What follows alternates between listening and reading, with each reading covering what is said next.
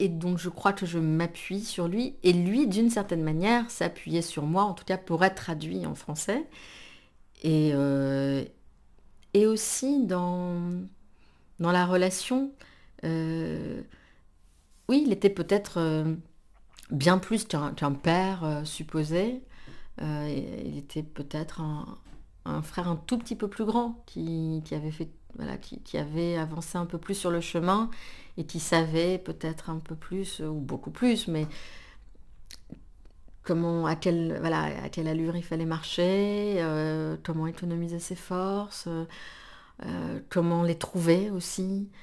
Hum, Et, et je crois, alors ça serait très impudique de ma part de dire de quelle manière lui s'appuyait sur moi peut-être. Mais je sens que dans le frottement des langues, il y avait de ça. Que lorsqu'il venait en France et que je n'étais pas seulement la traductrice de ses livres, mais son interprète aussi, il avait une façon de chercher mon regard et de s'appuyer sur moi pour être sûr qu'il était compris. Et oui, il y avait quelque chose de profondément fraternel, ça c'est sûr. Du coup, j'ai un peu un millier de questions, je vais essayer de les ordonner. C'est pas une question, mais c'est un commentaire de lectrice. Vous avez quelque chose de très similaire et aussi qui sans doute nourrit la fraternité, qui est cet instant, je pense, les enfants petits ont ce truc de la vision, c'est-à-dire que les choses surgissent, elles sont là, elles apparaissent, et dans l'écriture, tous les deux, vous avez ça. C'est-à-dire que ce qui apparaît d'abord, c'est la sensation physique de la chose, ou de l'être, ou de... hein. Et je pense que ce regard posé est très... similaire, c'est pas le bon mot, mais c'est une approche du monde, en fait, que vous partagez tous les deux. Il n'y a pas un passé ou un futur, c'est un espèce de présent qui contient l'ensemble, en fait, et où du coup les morts peuvent naviguer tranquillement, puisqu'il n'y a pas de barrière entre ce qu'il y avait avant et ce qu'il y aura plus tard. Et ça se sent vraiment dans votre écriture à chacun, je trouve. Voilà, donc c'est pas vraiment une question, mais peut-être je peux enchaîner sur une question sur justement, c'est quelque chose de très fort dans ce qu'il donne à lire, qui est la présence des morts, la présence du souvenir, mais aussi la présence des morts, qui n'est pas exactement la même chose. Comment vous l'appréhendez-vous?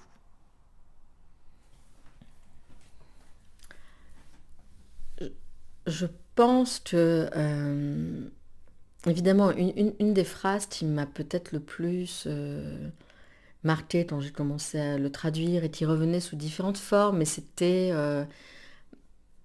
la frontière entre la vie et la mort est plus fine qu'on le croit, ou bien la mort n'existe pas vraiment.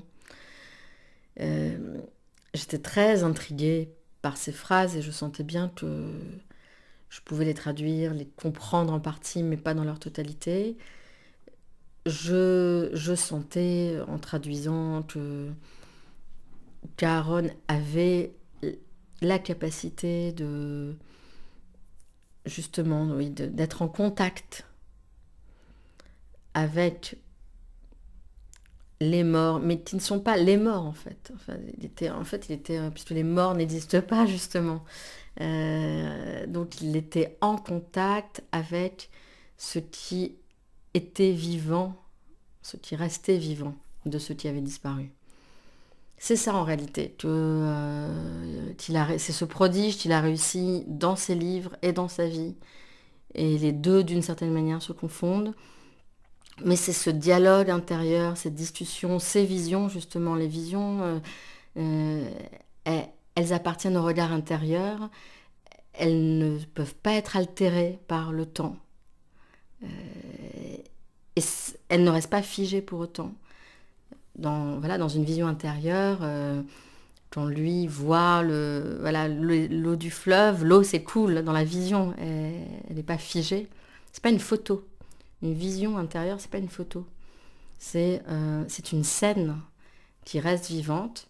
Et dans ces scènes, il y a aussi les traces vivantes des êtres connus, croisés, aimés.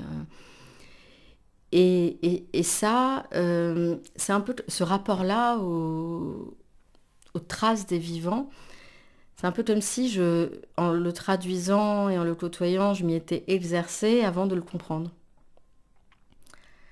Voilà, il y a une phrase que je n'aimais pas du tout quand j'étais une petite fille dans une famille juive plutôt pratiquante où on m'enseignait la Bible et les règles de la vie juive. Et il y avait cette phrase qui disait fais d'abord, tu comprendras ensuite, et qui vient de la Bible où le peuple dit Naaseh venishma, donc on fera et on comprendra.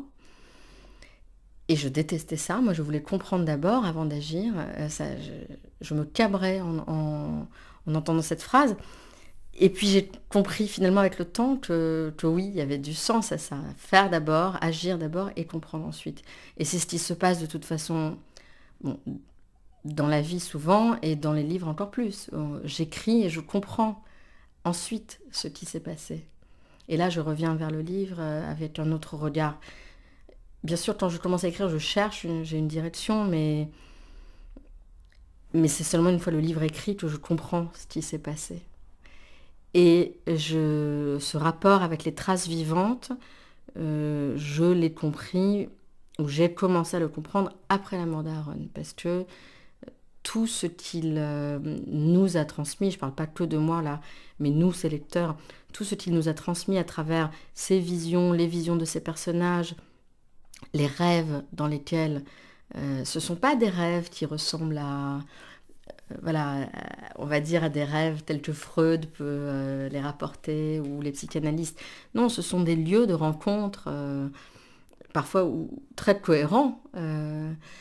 Et à travers tout ce qu'il nous a transmis, pour moi, en tout cas, là pour le coup je parle pour moi, c'est comme s'il avait préparé quelque chose de la trace vivante que lui allait laisser après sa disparition.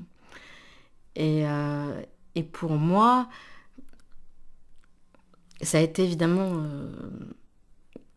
un cadeau inouï de ressentir ça, de sentir qu'il avait, sans que je le sache, presque à mon insu, mais parce qu'il avait été là, parce qu'on avait eu des discussions, parce qu'on avait partagé des silences, parce qu'on s'appelait toutes les semaines, parce que j'avais traduit les livres que j'avais traduits.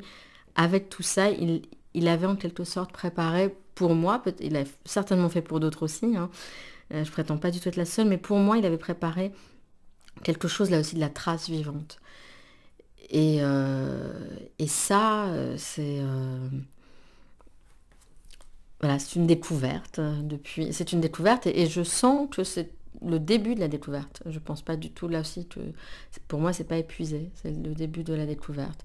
Euh, comme vous le dites, il n'y a pas de passé, enfin il y a un passé inaccessible parfois, mais en tout cas, tout dans le passé n'est pas inaccessible et perdu.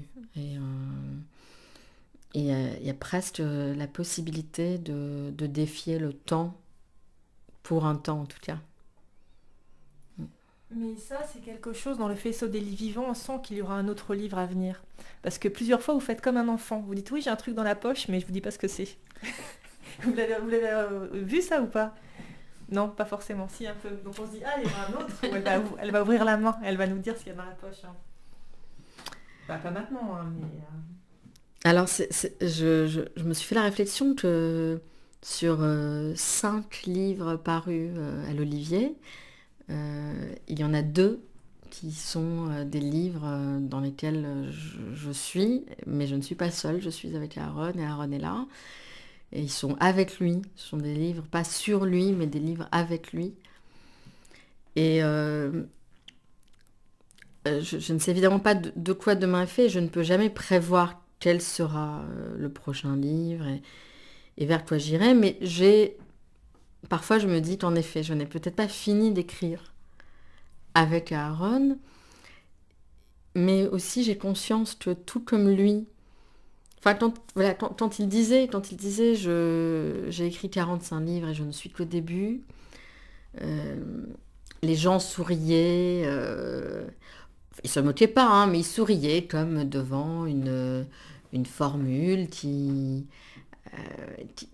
semblait peut-être un peu coquette. Et il se disait, 45 livres, c'est quand même beaucoup. On peut pas être, un écrivain ne peut pas dire je suis au début quand il a écrit 45 livres. Et lui, je pense vraiment qu'il avait ce sentiment-là, parce je parlais tout à l'heure de cercle concentrique, il est vraiment quelque chose de très très circulaire dans son écriture, à l'intérieur de chacun de ses livres, mais aussi quand on prend tous ces livres, on peut les disposer presque comme, voilà, comme les planètes du système solaire. Je pense qu'il y a des livres qui sont à une certaine distance de l'épicentre, qu'il n'a jamais atteint, c'est ce qu'il appelait le feu ou le cœur du feu, qu'il n'a jamais réussi à écrire. Et les havdil, j'ai envie de dire, parce qu'en hébreu, c'est le terme qui me viendra à l'esprit, c'est-à-dire quand on dit les havdil, ça veut dire qu'il ne faut surtout pas confondre.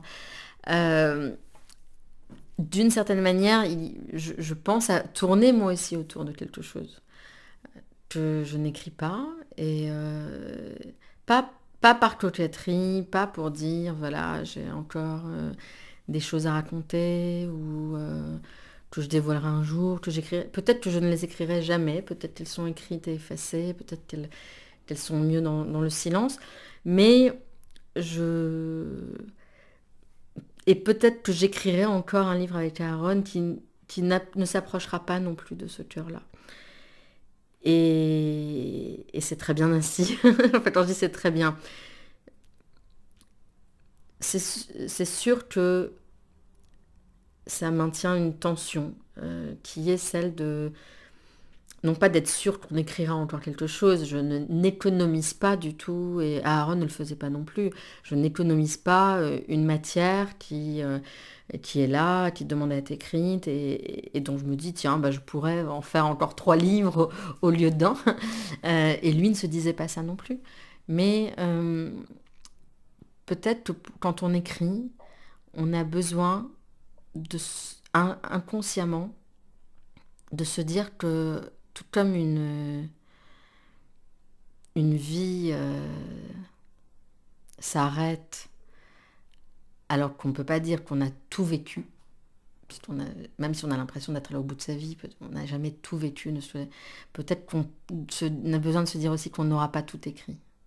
Et que tout écrire, ça voudrait presque dire qu'on précède la mort, je sais pas, je sens qu'il y a tout ça à voir, que cette tension maintenue autour presque du livre impossible à écrire, ou pas forcément du livre impossible, mais du point impossible à atteindre, c'est une tension qui est liée à la tension de la vie et de la finitude.